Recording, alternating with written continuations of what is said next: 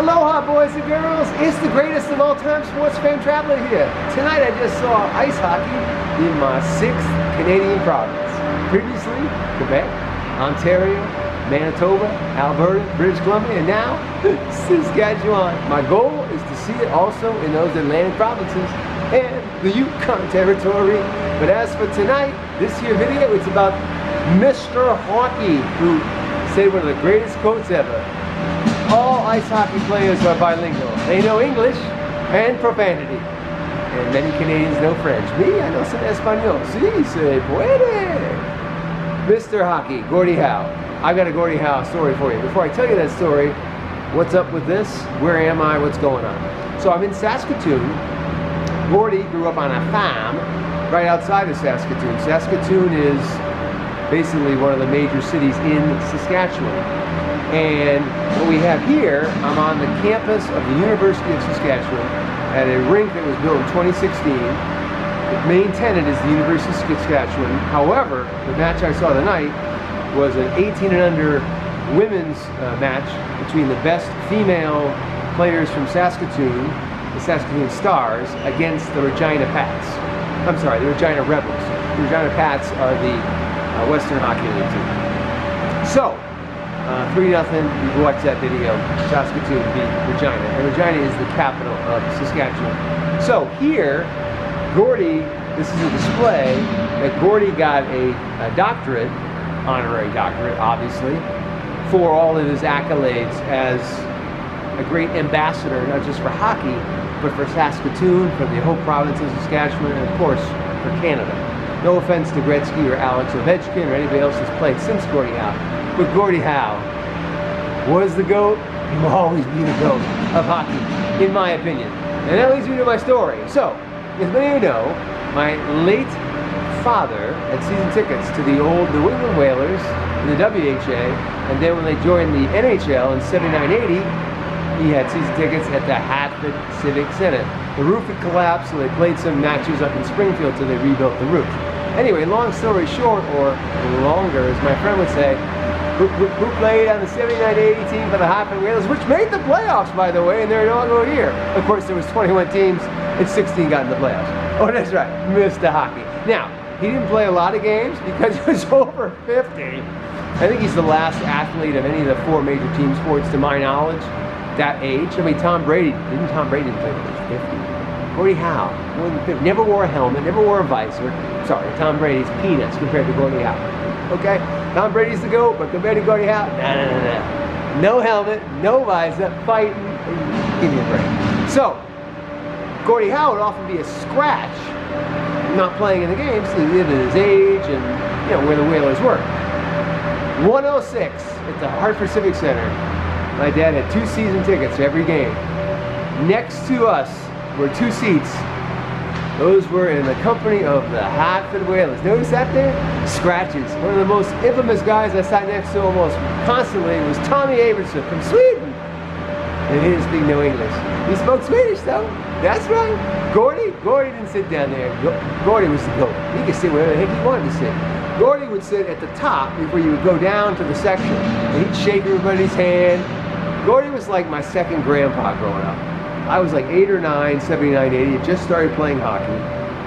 At no point did I or my father or any of my family members have a relationship with Gordie where we were calling each other, having each other over for dinner, anything like that. It was all at the Whaler games. Having said that, it felt like family. And his kids, Mark and Marty, had also played for the Whalers, and my dad was a member of the Booster Club. In fact, the owner of the team at the time was Howard Baldwin. Howard Baldwin's son and I played youth hockey together. So I was able to get a lot of access because my dad was a season ticket holder and he knew the owner of the Whalers. And that's how it was in the NHL in the 1980s. It wasn't as corporate as it is since the 90s, 2000s, and now. It was more familial. Does that make sense? Hopefully it does. I think most of you get it. So, Gordie would always give me words of encouragement. Now here's the story. 2007, I'm in Detroit, where of course Gordie won Stanley Cups for the Red Wings. Most of his career was there in Detroit. He knocked it out of the park. And you can see that's him playing there. That's him getting the honorary doctorate here. And that's a signed jersey of his. So, I'm in Detroit, 2007. They're playing the Oilers. It's Columbus Day. I'll never forget it. think it was like a late afternoon start because it was a holiday, Columbus Day. I just went as a fan, bought a ticket, I think from a scalper. I go up to Joe Louis Arena.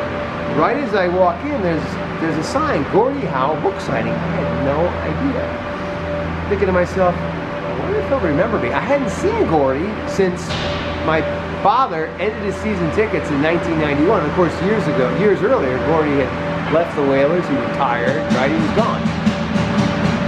But, you know, I had seen him so many times as a kid at the games. I was like, wonder if he remembered me. And he knew my dad, right? So, I see his grandson organizing the book signing.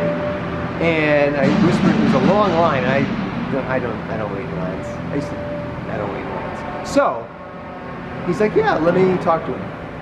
And as he's talking to his grandfather, I can tell, you know, Gordie's like, as I told him my name, he's like looking at me. I'm like, I wonder if he'll remember. And I did not expect him to remember.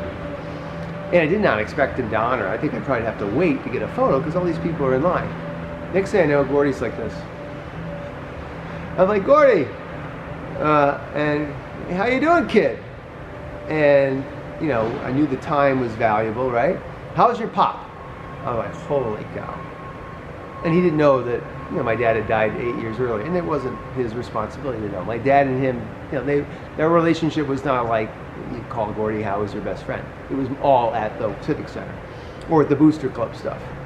Told my dad died. He's like, I'm sorry, your dad was a good man, etc. I was like, Gordie, I know your time is valuable. I would love to get a photo with you. So his grandson takes my camera.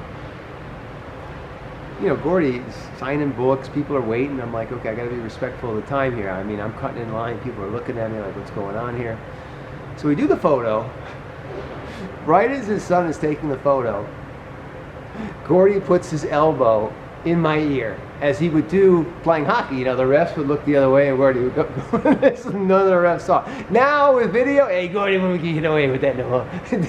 Oh Gordie, no, in the video now these days, nah. But back then there was no video. You could like, you know. So Gordie elbows me in there, and if you look at the picture, I have it on the NHL page of my website. You could see the grin on Gordie's face. Like he's like, I still got it. I got you, kid. I remember you, and I got you. Now he's probably done that. He probably did do that to many other fans. But for me, it was a very special moment, and you could see the grin on my face, the joy on my face. Like right as and it was one picture, one take, boom, because there was a line and everything. I thanked Gordie. I mean, it was the highlight of the game. I don't even remember the game. I mean, it was just, he was such a humble guy. And I remember the booster clubs, Mark and Marty, how humble they were. I never got a chance to meet Mrs. Howe or any of the other Howes, just the grandson, Gordie, and Mark and Marty. What great ambassadors to hockey, great ambassadors, great people. So I'm here in Saskatoon. I just got here tonight from Edmonton. I believe there's a statue in Saskatoon. I'm going to go explore that tomorrow. I'm going to see some of the more sites. So Gordie played here in Saskatoon. Not did he grow up here. He played here for a junior team, a bantam team, and he led that bantam team to the provincial championship. And this was before he signed with the Red Wings, and obviously the rest is history. So he grew up in this, he didn't grow up in the city, he grew up out in the boonies in a farmhouse. But he played for Saskatoon, the city here, on the provincial bantam team. I think he was like 14, 15, 16, somewhere in that neighborhood. And I think, don't quote me on this, I think the Red Wings signed him at 17. But he won the championship. He was on the championship team for the bantam team. So, in review, hope you enjoyed it. Now this here is a tribute to an announcer for the University of Saskatchewan. Now, the hockey team at the University of Saskatchewan is one of the more historic college hockey programs in Saskatchewan and in all of Canada. In fact, the women's program here is really strong, as well as the men's program. Also, an interesting note is, and I'll actually pick up the camera and show you this, Dave King, who coached the Calgary Flames, coached Team Canada, he led the University of Saskatchewan team to a championship. I'm going to lift up the camera now. I'm going to show you some of these displays. This is some really classic stuff here. So here we go.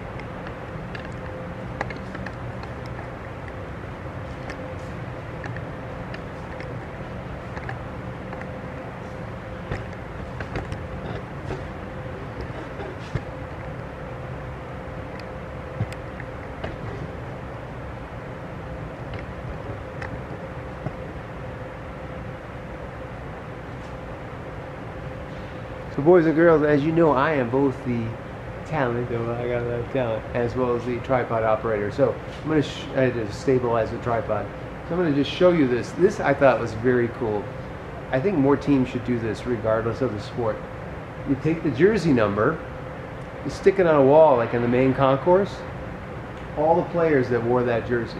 Now obviously you can find that stuff on the internet probably, but if you're trying to create a sense of connection with your fans and the team, look at this. Every uniform number, they've got the player that wore that uniform. I don't think I've ever seen that before on a concourse at any professional level, college level, or high school level. And I'm the greatest of all time sports fan traveler. I've seen 8 different sports on 6 continents. Now speaking of that, boys and girls, I only got one more continent left for ice hockey. South America! And I'm planning to go in December. Today is 25 September 2025. And in BG's I'm staying alive. Now that'll be the 9th or 10th sport, because rugby, I only not seen that in Asia. I'm gonna go that in November in Dubai. That's the goal. So by the end of the year, I'll have seen 10 different sports on 6 continents. How many people you know you've seen?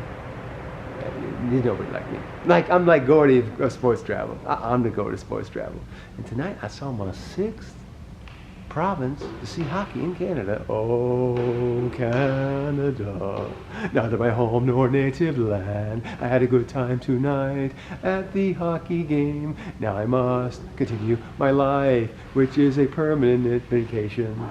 And I'm going to have a few beers and then go to bed.